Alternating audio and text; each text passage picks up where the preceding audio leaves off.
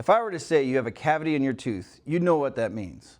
If I told you you have a subluxation in your spine, I bet there'd be a little bit more confusion. To recap, a subluxation is where a vertebra shifts and gets stuck in the wrong position and chokes the nerve at that level.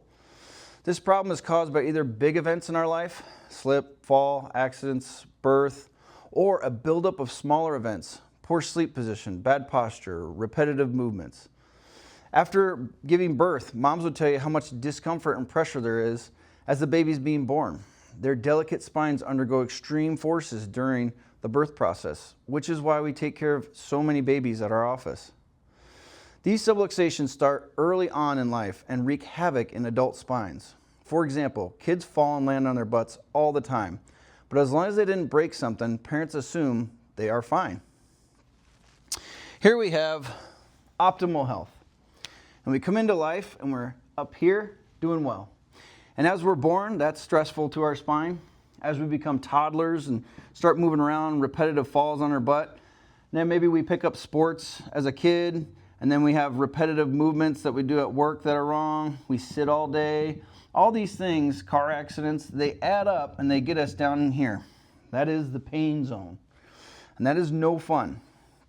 Our job is to get people back to that optimal health line, beyond just their pain zone. Boom, boom, boom, boom, boom, as much as possible. It is these types of everyday stressors that add up, slowly distort the spine's position, causing these discs to wear out and arthritis to develop. Some of you have just experienced this, looking at your x-rays and thinking, wow, I had no idea my spine was that bad. I was never in any car accidents, but I can clearly see the damage.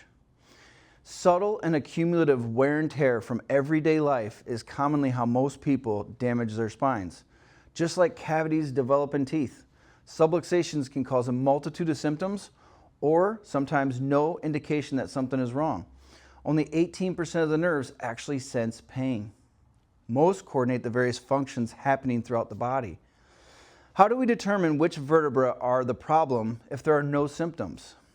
At our office, what we do is we use a temperature scan of the spine each visit to check for any signs of nerves being choked. This helps us zero in on where their problem is, whether it hurts or not. Full spine x-rays tell us more about how the vertebrae have shifted and if much underlying damage has occurred. The x-rays also give us a better idea of how long the problem has been there and provide a guide for how long healing may take. Many problems people experience may seem only weeks old, but the x-rays show they've been there long before the symptoms started. Imagine how long cavities take to wear at the enamel of your teeth, but you don't feel the problem until it gets to a certain threshold. Spinal problems are often addressed with pain pills, muscle relaxers, needle injections, none of which we'd recommend. But if you're wanting to get better, and I mean really feel better from the inside out, then you've made a smart decision to get care here because your problem is well within our area of specialty.